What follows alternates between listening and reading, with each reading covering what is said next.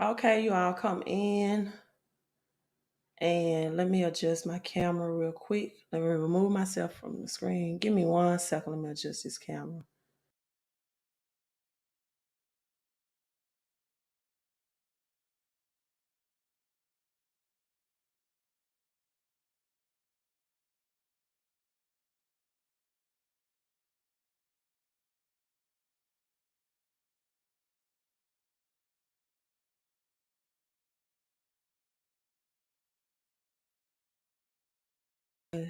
Okay, let me know if you all can hear me well. If you can see me well, I had to make a camera adjustment, or I wanted to make a camera adjustment. Let me know how the sound is. Good evening, Gwen. How are you? And Purple, Purple. Hello, hello, hello. How are you? Thanks for coming in. And you all hit that like and share button. All right, hit the like and share button and share this information because someone may need it. And let me know how the sound and audio is. Uh, it's showing my Wi-Fi strength is not that strong, so I want to make sure that it's not blurry. Hello, Deborah. Thank you, Gwen. She said she can hear me well. Hello, Deborah from Florida. Hello, Deborah. From Florida, you all come in, hit like and hit share. Periscope, hit those hearts, show some digital love. Facebook and YouTube, like and share the broadcast, right? And Gwen says she's blessed. Thank you so much. Sound is good. Watching from Charlotte, North Carolina.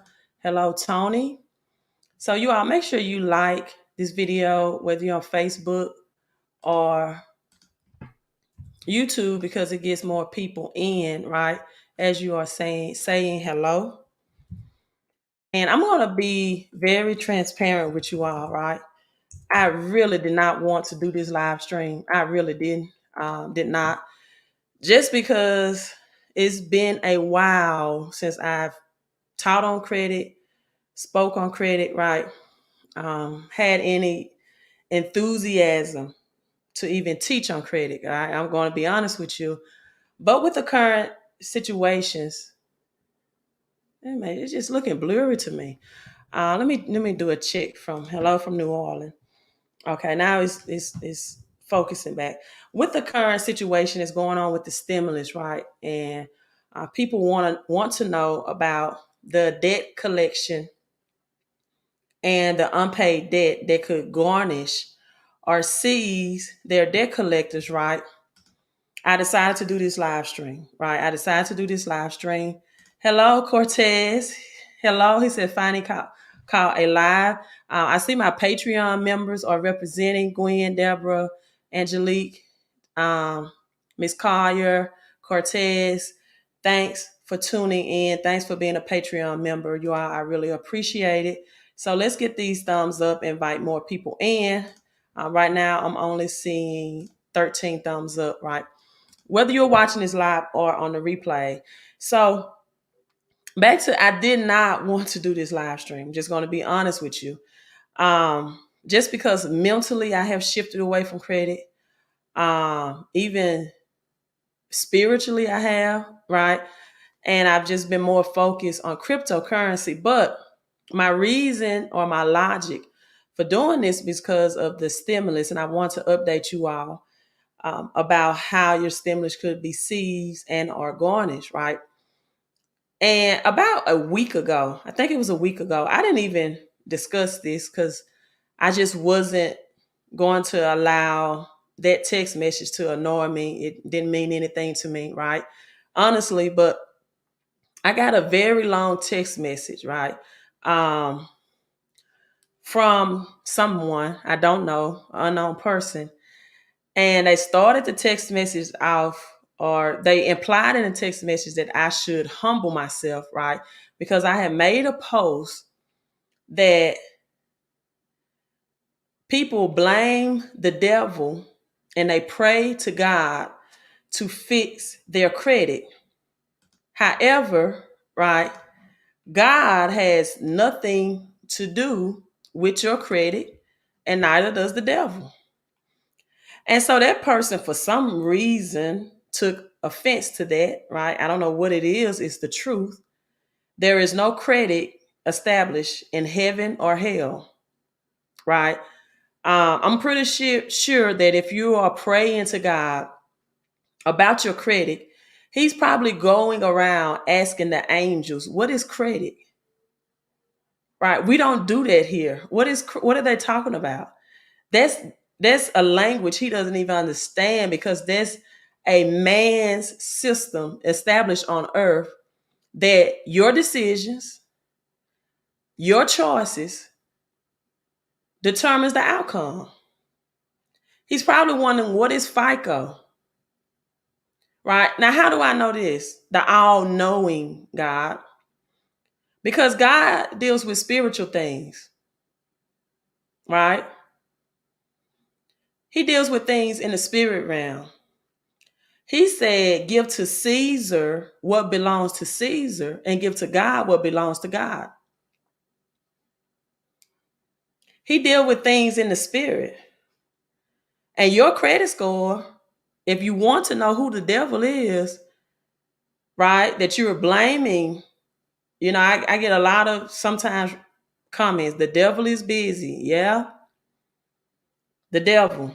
Look yourself in the mirror, because you were the one that signed for that bad debt of 20+% interest rate on those vehicles. You were the one that took out bad payday loans. You were the one that swiped that Visa, MasterCard, Amex, and you did it without a purpose of getting more income. See, you don't use credit. Some of you, I probably wish I stopped talking about credit after you watch this. You do not use credit for purchases that does not create more of a cash flow for you. You use credit to invest in things or purchase things that will get you more cash flow. Period. Not for your vacation that you can't afford. Right? I was listening to a live stream today, and Dr. George Fraser made this comment. Dr. George Fraser, very powerful live stream. He said he would rather have $5,000 in a plastic bag, right, than a $5,000 Louis Vuitton bag with only $100 in it. Let that sink in. Dr. George Fraser. He said he'd rather have $5,000 in a plastic bag versus having a $5,000 Louis Vuitton bag with just $100 in it. See, if you purchase a home and you get into debt to purchase a home, and that home has the ability to create more equity, that's smart ways to use credit. If you get a vehicle finance in single digit numbers, preferably under 5%, and you are utilizing that vehicle for business use and or to travel to and from work, that's a smart usage of credit. Getting credit to go on vacations to get social media likes that no one cares about where you are traveling to anyway but you, right? It's not a smart usage of credit. Getting credit for things that depreciate in value versus appreciating is not a smart usage of credit. So that's my spiel. That's my rant. Let's get into this. You all, I was so removed from credit that in order to do this live stream, I had to write some notes. So I'm going to be looking down, because I'm going to give you, again, the Bible says, and I hope that person, because I did block them on my phone. They told me I can block them. And I did. I half-heartedly read the text. I'm not sure, my glasses look crooked. I half-heartedly read the text, but I did read it. And they said, I know you're probably going to block me. And I did block that person. But I hope they catch this live stream, right? Again, God says, give to Caesar what belongs to Caesar and give to God what belongs to God. That means if you do not know the laws of the land to fight these credit agencies, then you are fighting a losing battle, right? It's not spiritual laws that create your credit or that's going to help you. Now, what will help you if you pray to God for guidance and you invest in knowledge and education or watching a live stream like this, or you connect with the person that knows the laws of the land to help you fight, right? But other than that, and I think I put a statement that God, he performed many miracles, but credit repair was not one of them. And I mean that. God doesn't do credit repair. That is so beneath his level. He's bigger than that.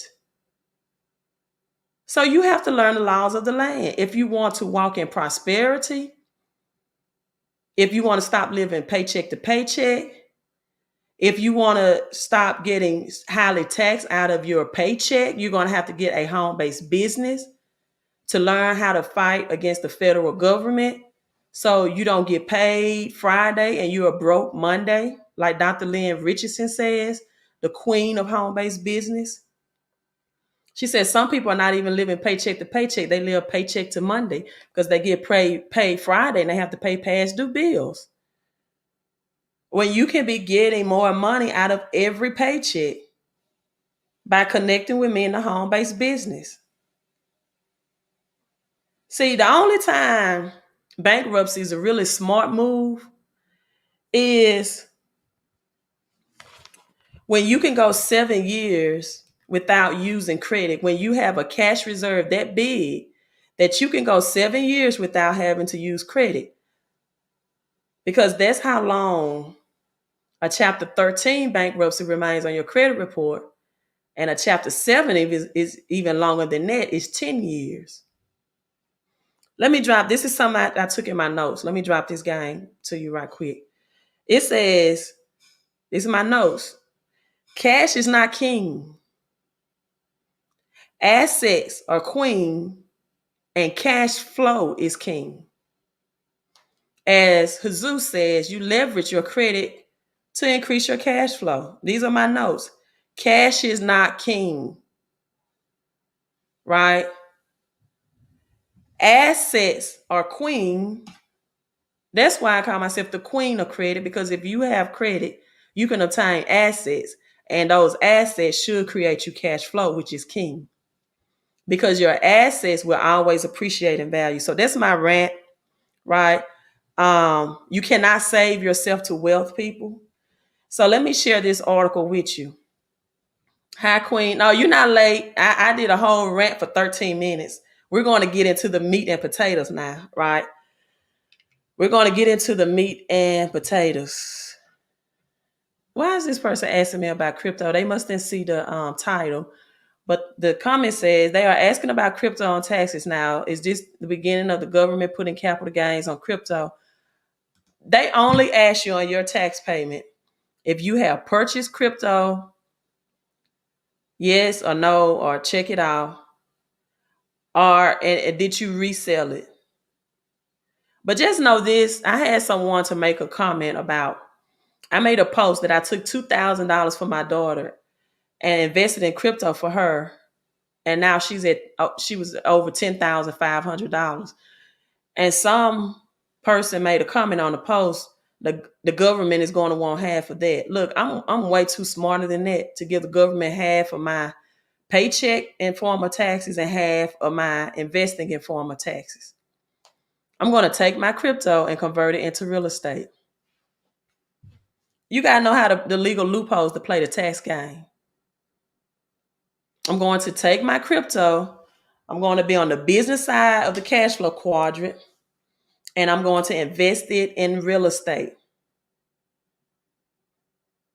And then I'm going to get assets, which are my tenants, in the property and real estate, and create cash flow.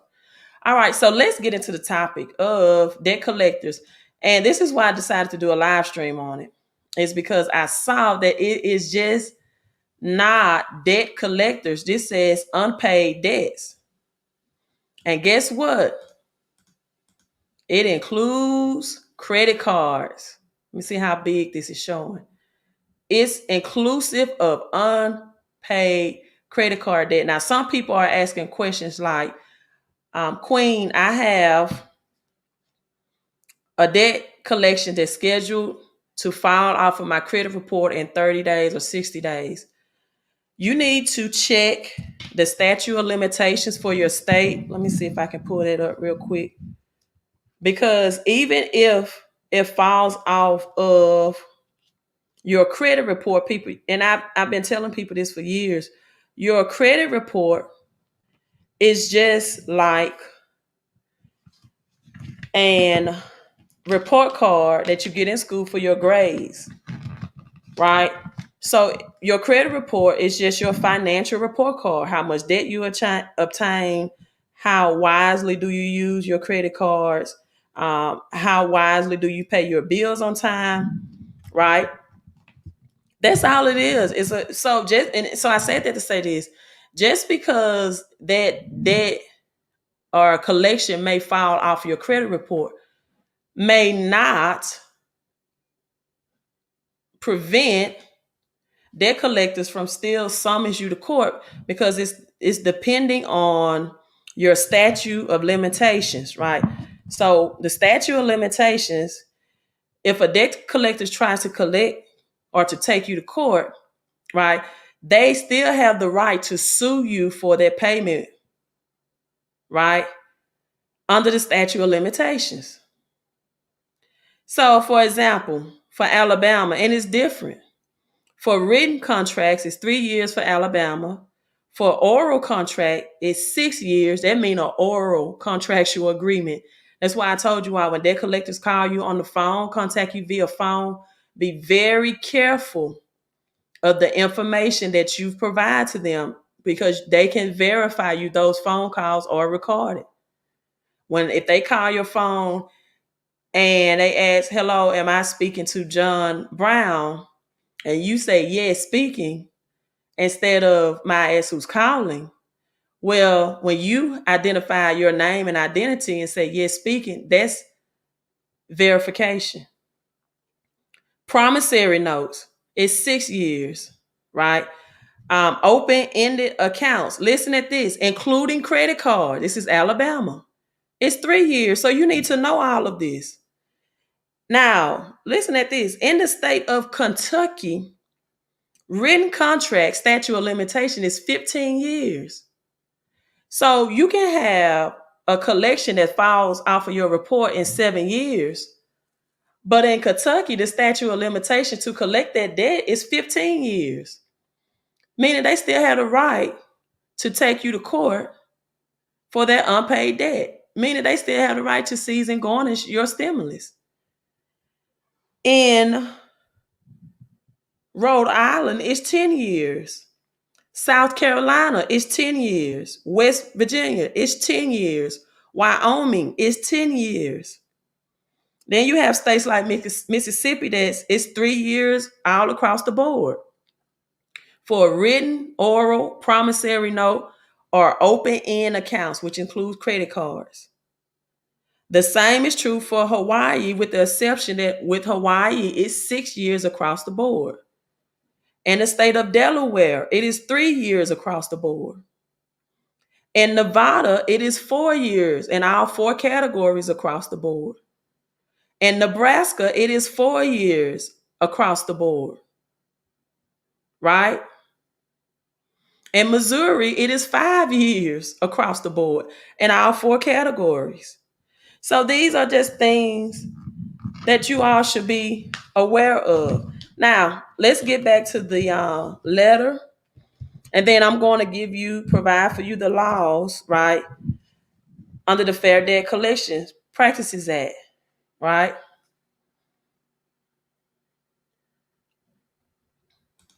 Mr. I can't pronounce the last name. Says, just seeing your show about stimulus check and find it very valuable. Thank you so much.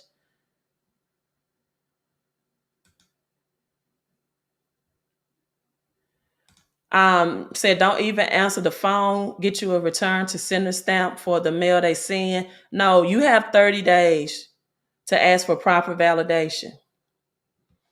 If you return that to the sender, right, then your 30 days is going to expire, and then they just give them a straight gateway to take you to court, to summons you at that point, right?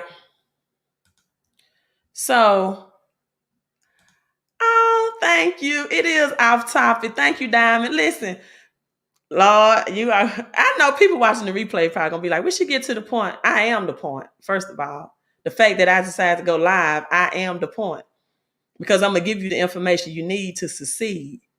Anytime I go live, I'm the point, because I'm dropping game to help you with your credit and your cash flow.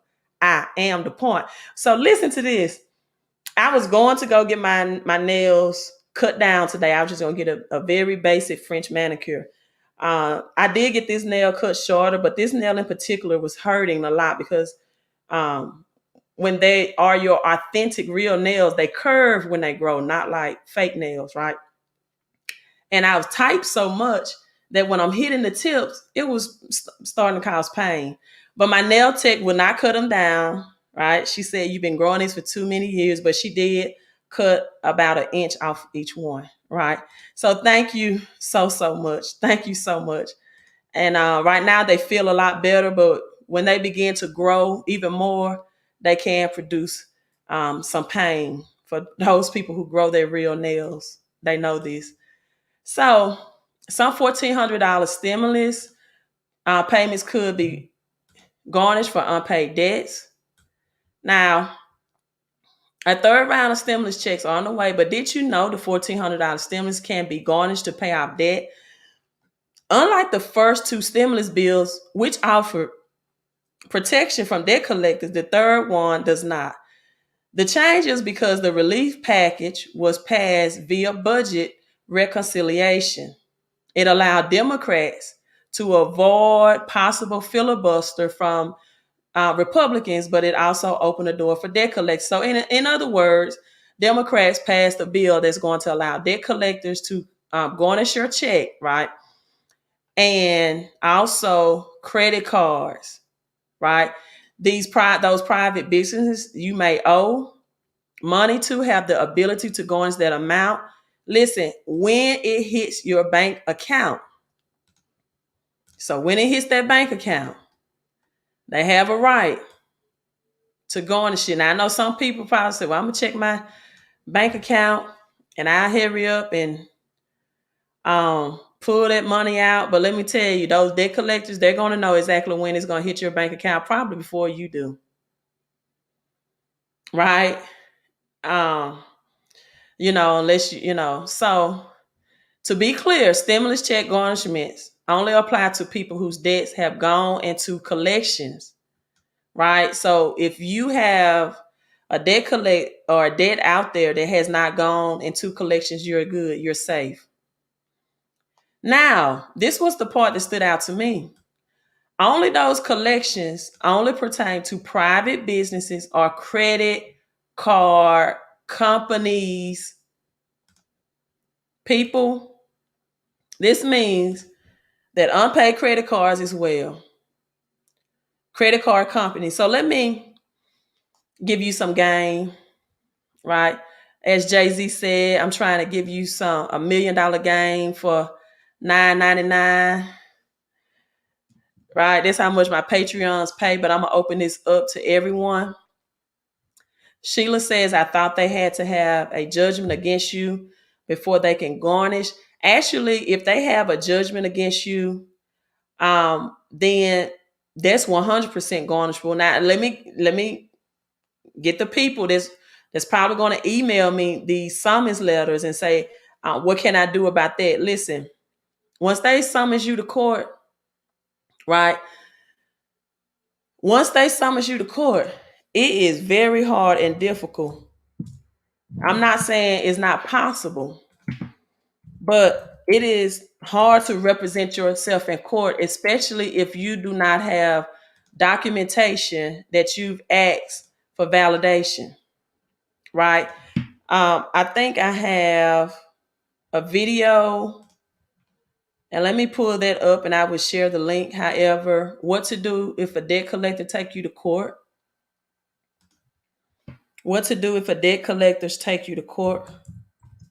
I made this a while ago, so I'll share that link.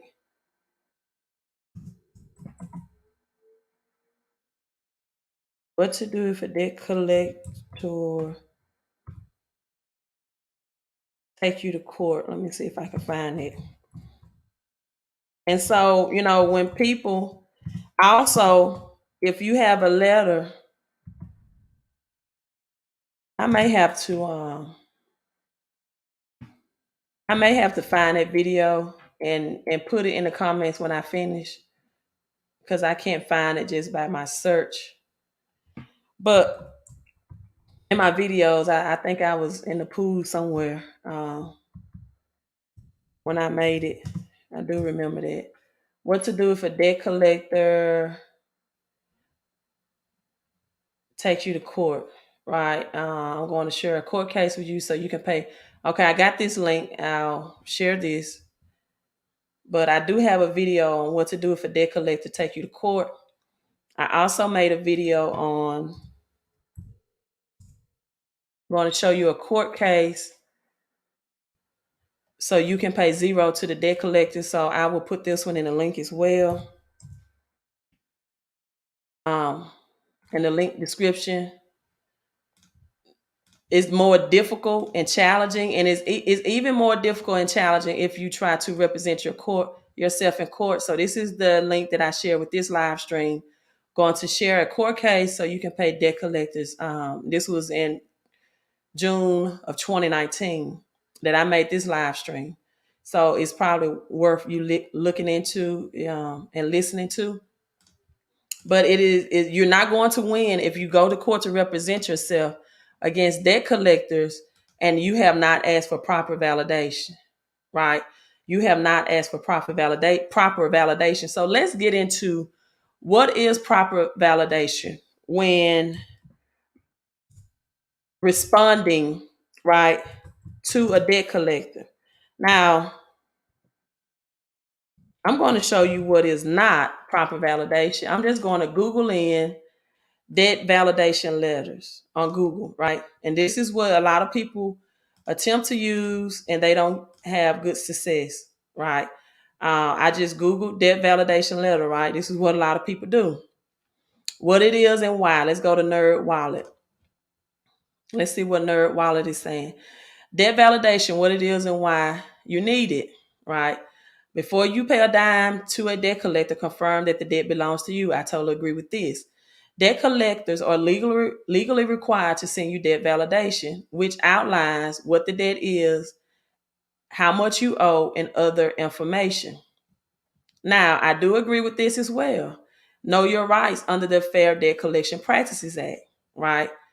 Now, collectors are required under the Fair Debt Collection Practices Act to send you written debt validation. So the letter should include the amount owed, the name of the creditor seeking payment, a statement that the debt is assumed valid. Notice the language, assumed valid by the collector unless you dispute it within 30 days. So it is assumed to be valid if you just send it back to them, return to sender. If you do not dispute it in 30 days, so the worst thing you can do is not get to have no response when it comes to debt collectors, because then you lose all of your legal rights under the Fair Debt Collection Practices Act. In other words, you don't have a leg to stand on, right? A statement that if you request information about the original creditor within 30 days, a statement if you write to dispute the debt for more information within 30 days, they will have to verify the debt in mail. So they have some sample letters, right? And let's look at some sample letters and why these usually don't work.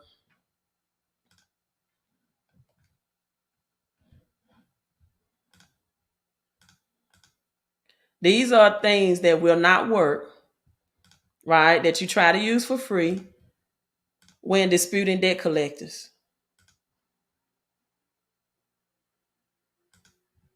No, I will not send a debt validation letter via email. Actually, Ali was my guest. All right, he's a credit expert. I call him the king of credit on my last live stream about this. And he gave out powerful information as well that it is best to get an affidavit, notarized letter. Now, these are things that will not get you the results. I do not owe this debt. I need more information about this debt. I want the debt collector to stop contacting me. This is called cease and desist letters. But once they stop contacting you, right, via mail, then your time is ticking, and then you will relinquish all of your rights under 30 day that you have as a consumer. I want the debt collector to only contact me through my lawyer. If you have a lawyer, that's a great idea, right? I want to specify how the debt collectors, right? It does tell you only have 30 days after you're contacted for this information. But none of this stuff works. They don't give you the formula for what works. So this is some information that you need to know.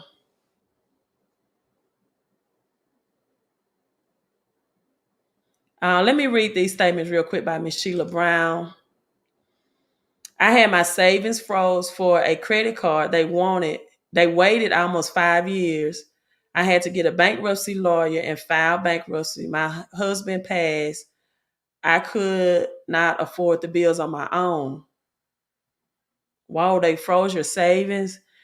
They waited 5 years. Watch my money. I'm surprised I kept my money in the bank now in 2020.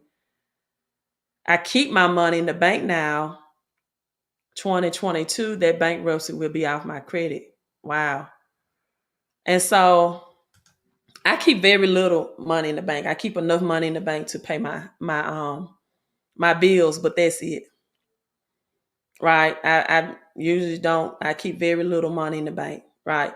So this is a site that you should get familiar with. The Fair Debt Collections Practices Act. Now, this is called the Federal Trade Commission, FTC.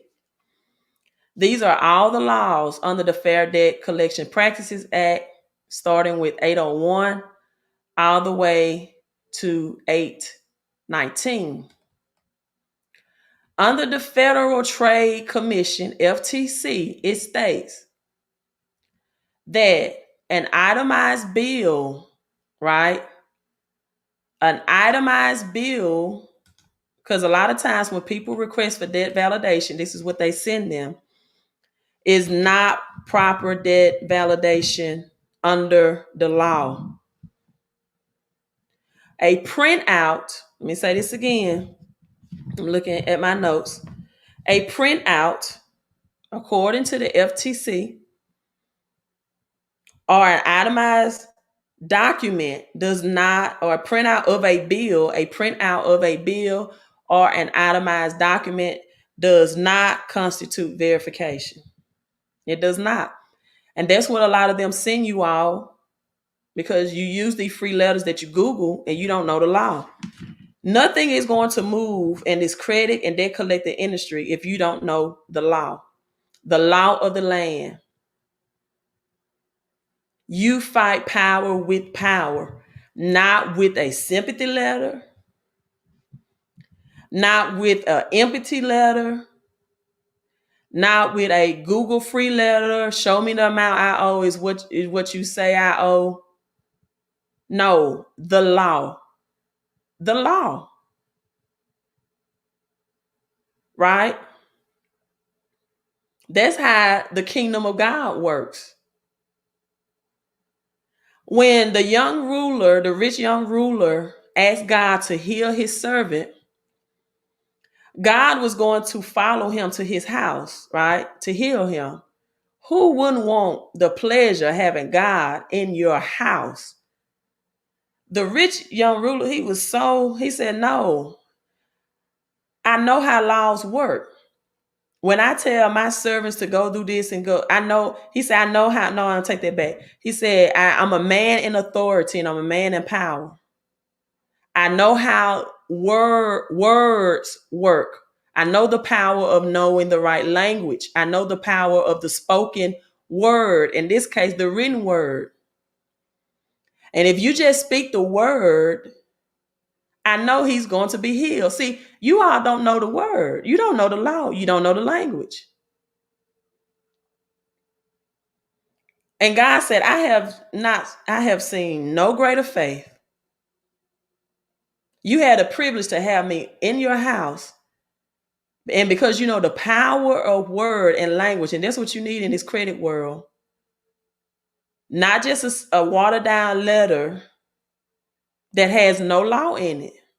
It's not going to work. You have to fight power with power, right? And so a printout of a bill or an itemized document is not verification. You have to request, and this is where a lot of people got that 609 letter misconstrued. This is actually the law under the Fair Debt Collection Practices Act. Because remember, I read to you the statute of limitations earlier in the live stream. Well, you have to know, right? Or you can ask for the legal signed contract that they have as proof identifying you, bearing your signature, legally binding you to the debt. This is not what Fair Credit Reporting Act 609 states, but a lot of people took the Fair Debt Collections Practices Act and started saying that was the Fair Credit Reporting law, and that's not true. This is under the Fair Debt Collections Practices Act, right? So you have to personally They have to personally identify you as the alleged person that owed a debt. You have to ask them how did they verify the debt if they don't have a signature, a contract, any viable evidence, and you have to put the law with this, right? They have to be in compliance of federal laws under the Fair Debt Collections Practices Act. Let me look at my notes and make sure that nothing is missing. Now,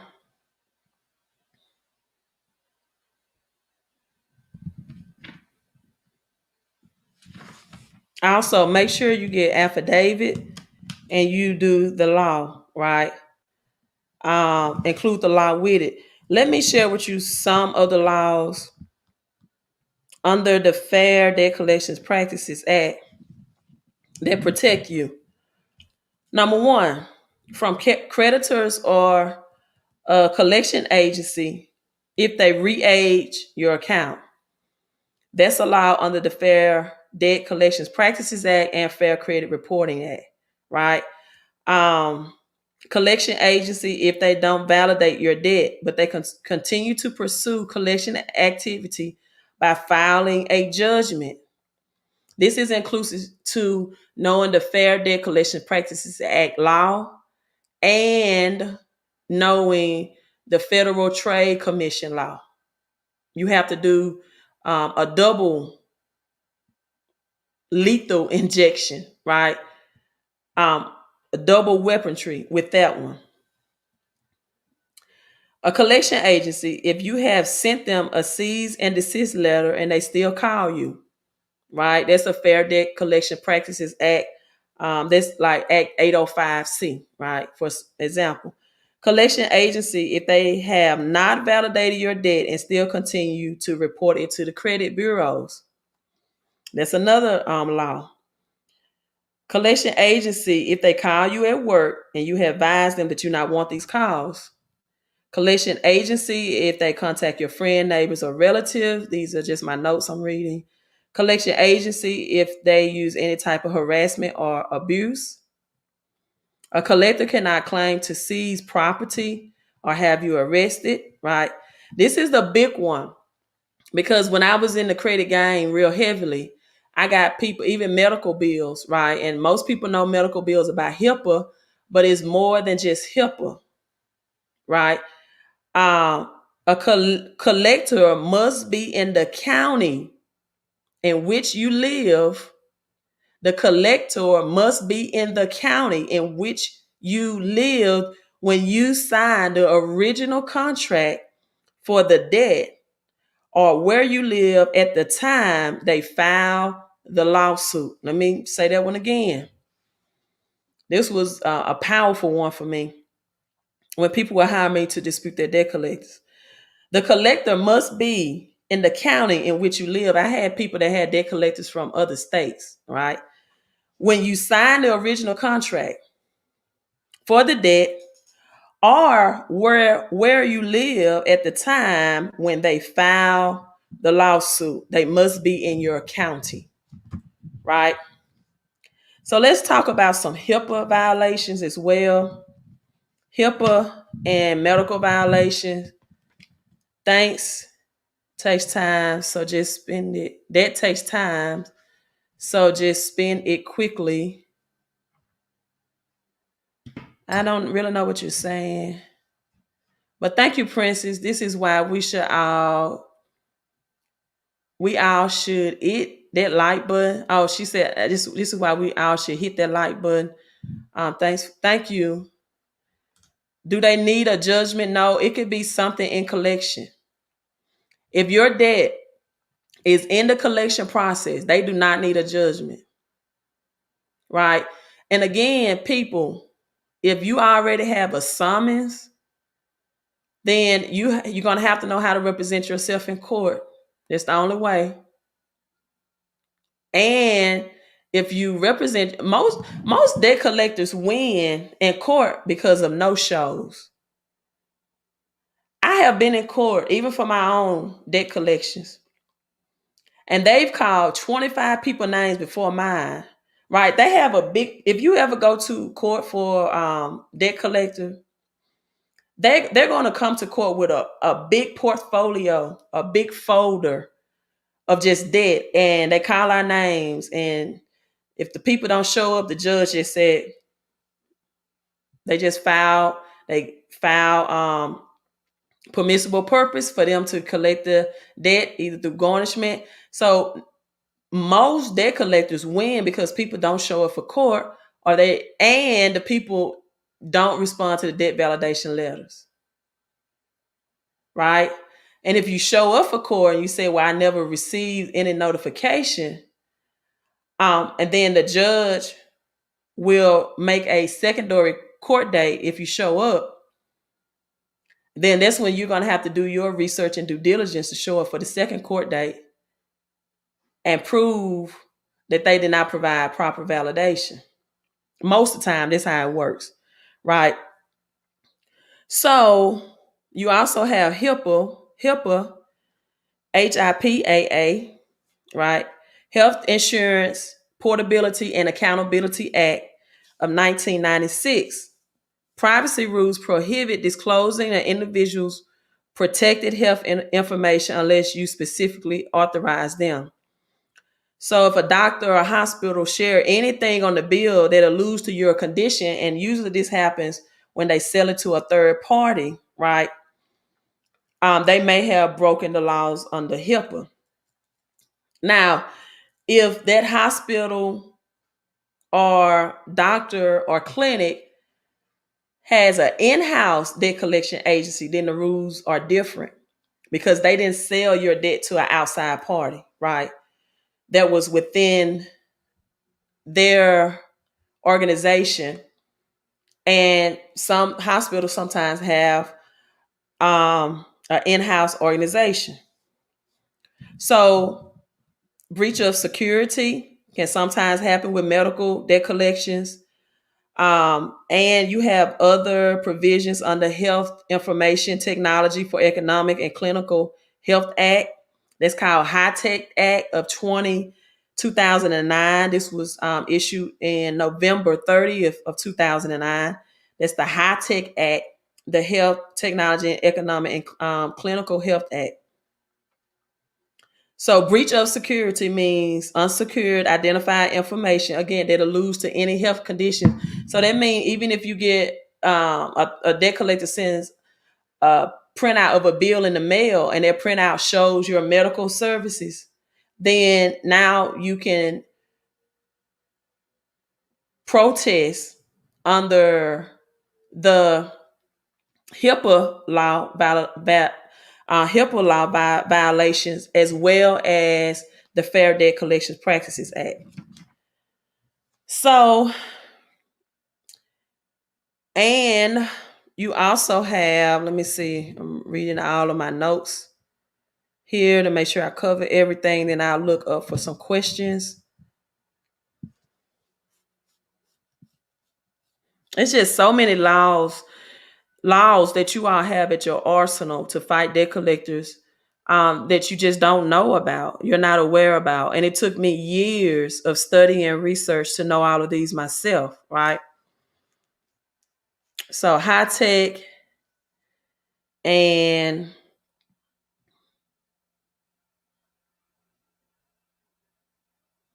you just fair. And even if, again, you have to have some contractual obligation, which is binding you to pay that debt under the Fair Debt Collections Practices Act, right? So that's where that came from. You have the the Factor Act, the Fair and Accurate Credit Transactions Act for credit card bills, and so also you have, let me see, with your medical bills, everything requires a different strategy, right? If it's medical collections, you have to be compliance with OCR, HIPAA, the BBB, Better Business Bureau, um, the CFPB, Consumer Finance Protection Bureau. It's just so many laws out here to protect people. And, where you don't have to use these loopholes that don't work or these free letters. The thing is, people don't know the law and they don't want to invest in paying people that do know the law. And so then you get yourselves in a situation because you don't respond, you're no responding. And then you see your bank accounts or other accounts frozen, or your paycheck garnished, or in this case, maybe your stimulus, right? As a result. So I just wanted to bring you all this information. I really did not feel like doing anything related to credit this week, or really this year. But because of the circumstances, I decided to provide this educational video. Also, I may offer debt validation letters, right, in which you can invest in and purchase and make them affidavits, right? Meaning get them notarized, type them up, get them notarized. Another myth is that you need to um sign your name on these letters. Sometimes that's not a intelligent move to make or very smart, because they may be able to match your signature with a signed contract that you sign, right? And if you do that, that is a means of validation. So even getting it notarized, you can type your name under the UCC code and get it notarized so they cannot match your signature. And I can't get this letter to get any bigger, but this was a Credit One bank. This was for a credit card debt. And the letter reads, "Thank you for contacting Credit One Bank. We received your communication stating you never applied, right, to the above reference accounts. In response, we initiated an investigation. We found that you are not responsible for any previous further balance occurred on this account." Now, this is on my website. These are proof of letters that either credit repair letters or just, testimonials of screenshots of emails, someone building a house, of satisfied customers. And again, I used to have on my website credit and debt collectors disputing, but I really got away from debt collectors disputing because people, they just didn't want to pay anything, right? So let's say it was a $10,000 medical debt. Well, if I charge 20% of the debt, you know, that would put them a $2,000 payment to me. Or even if I charge 10% of the balance that I was helping them get eradicated, that would be $1,000. And people didn't even have the mindset to invest $1,000 to save 9,000. Right. And so what I will, or I might do, I'm not sure. I'm not going to put myself on there because honestly, again, I'm not, I love talking about credit and teaching about it. I'm just not in that mental space because honestly, when you're dealing with people with bad credit, uh, oftentimes it brings low energy vibes your way. You have people that have just a difference of a mindset.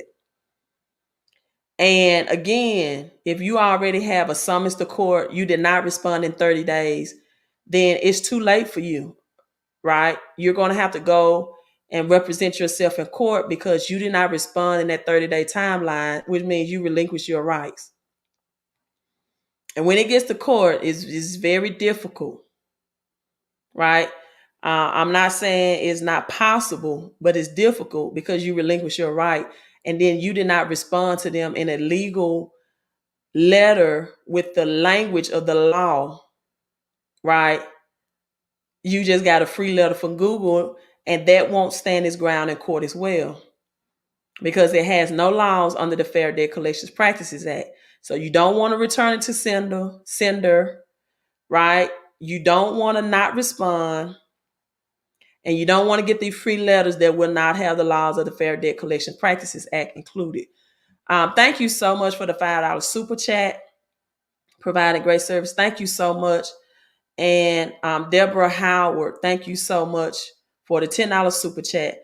So I'm going to log off. I'm going to meditate. This really was just going to be my week of vacation.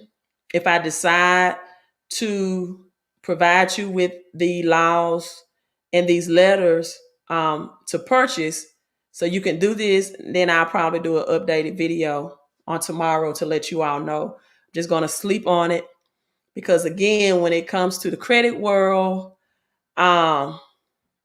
you really attract people with low energy vibes or a different type of mindset that I'm not trying to get back into that. In other words, let me say it this way: a lot of people want something for nothing. I told people a long time ago these do-it-yourself dispute letters were not going to work, but you know, people try them, they don't get results, and then they don't want to pay the cost to be the boss. You know, you got $70,000 of bad credit that they want gone in 30 days or 90 days, or they have one credit card that's a charge off that has $2,000 or $5,000 of debt that you can erase for them and eradicate, and they don't want to pay the amount that it takes because you're not paying really for my time. You're paying for my time and my knowledge because you don't know the law. And I'm going to be honest and transparent with you. The credit agencies have gotten more stubborn. They've got more difficult of removing negative items on our credit report. Right? Things that I could get off the first time, like Capital One charge off. This right at the top of my head. I got this one client that signed up with me in November. And 3 months later, the same strategies and things that I've been using for 2-3 years that work in 30 days, it was still a fight to get it off. So when you tell people things like this, that the credit agencies have tightened up and they're making it more challenging, right, to get negative items removed, and the days of getting 30 days of credit sweeps are gone, and do-it-yourself letters won't work either because a lot of do-it-yourself letters are not going to have the law, or they're going to have the law and they're misappropriately used, like the 609 letter that's asking for a signature. And that does not fall under 609. That falls on the Fair Debt Collection Practices Act. Because just think about it, when you go get medical services, you sign in and you sign a form every time you go. So that gives them the power to sell your debt. You don't sign an application. You don't have your signature for a credit card. So why would you say in a 609 letter that show me the letter bearing my signature, my wet ink signature? You don't sign for that credit card. You go online and fill out an application. It doesn't even make common sense. But people are still buying do-it-yourself products that sell those letters that they know will not get results. Right? The only thing you sign for in the credit world is your mortgage and your vehicle loan, and most of the time for your vehicles. That's it. You don't sign for credit cards. You apply and you agree to the terms and conditions. You do not provide a signature. So a lot of these things you all are buying and saying is not applicable and they don't work, but you want to invest $35. Then you, after 30 or 60 or 90 days, you see it don't work. And now you want to sign up with a specialist and then make them want to rush, or you put pressure on them because you wasted time by trying to go the cheaper route. And now you're putting pressures on the specialist to make miracles happen. And then some people wait years until they just get in a situation that they are. See, banks give credit to people that don't need it, not to people that need it. And people wait years to build bad credit.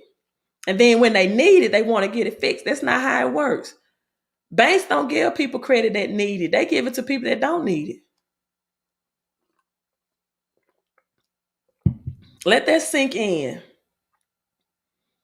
In other words, banks give people additional credit cards that already have 10. Banks give millionaires and billionaires loans to purchase more apartment buildings, and they already own 100 complex apartment. Banks give millionaires and billionaire loans. They don't need it. They give it to people that don't need it because they know those people is going to use it to invest in assets and not liability. They give people in certain zip code higher credit limits. If you live in a red line zip code, meaning people that would have more low income and bad credit, doesn't matter how good your credit is, you live in that zip code in that zone area, you can have an 820 credit score and they probably will only still give you a $3,000 credit limit. But if you move to another zip code where the income bracket is higher and people are accustomed to having $25,000 credit lines, then you'll get approved.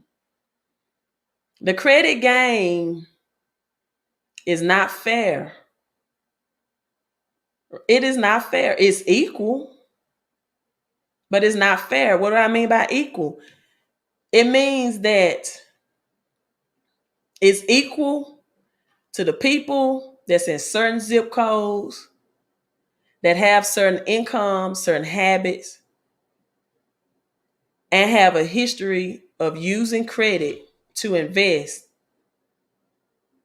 not to get in more debt, using credit to have assets and not liability. Thank you so much, Kay Walker, for your $10 super chat. Thank you so much. Let me read the last comments. Thank you. I do appreciate you. Said thank you. I do appreciate you all time. As well, and your nice comments. Someone said, "Oh, Ash Webb, Ben." I don't even know. That must be just a person that just coming on to be a troll. Gina says, I know somewhere in Mississippi where the person claimed they served the person court documents, lied that he served the right person. In fact, he served some stranger at the address where the person lived. And that's why it's so important to show up for court, even if it's just for a situation like this. Some people just don't even show up to court. You can show up to court and say, I never got summons or served. They are supposed to have the documentation to prove, right, if you got summons or served. Uh, how you get a hold for me for credit repair? I want to get rid of some hard inquiries. Reach out to me on my website. I'll take a look at it again. The income from crypto is so much less stressful than credit repair, but I'm giving you the wrong website. That I just choose people I want to work with in credit. But now that's for my cash on crypto rebook. Here's the fixmycreditandcash.com. Go to credit help, and that's how you'll get started. And I will definitely look at it and analyze it and get back with you about a winning game plan, right? So again, if I do produce these packages, I've been saying I was going to do a Queen of Credit, um, do it yourself, very effective booklet because I already have the Queen of Coins and Queen of Crypto.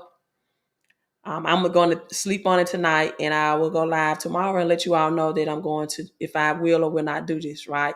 So make sure you hit the like button. Maybe if I get 1,000 views on this, then I will definitely come out with those dispute letters for those people who need it for the debt collectors, right? If I get 1,000 plus views and it's enough thumbs up, right? Then I will. All right, last question, then I'm signing out. My bank won't do a pay to delete. They will only do settle or pay in full.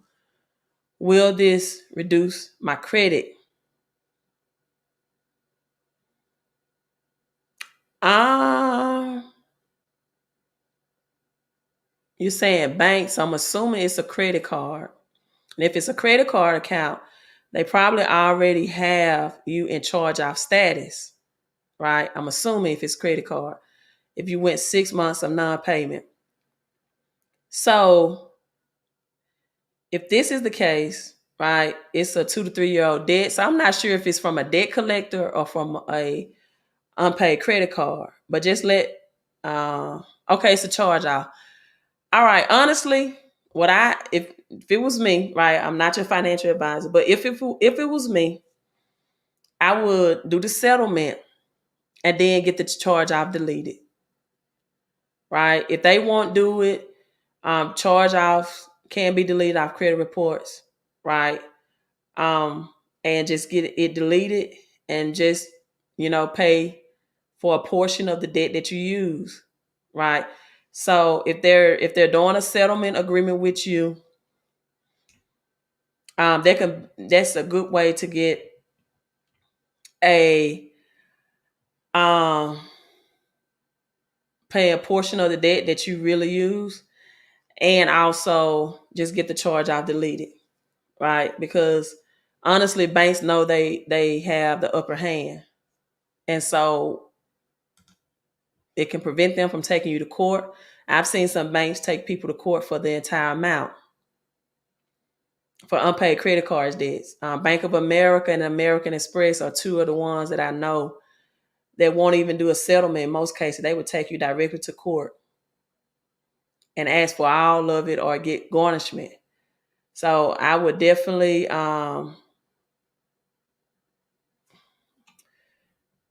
pay a settlement.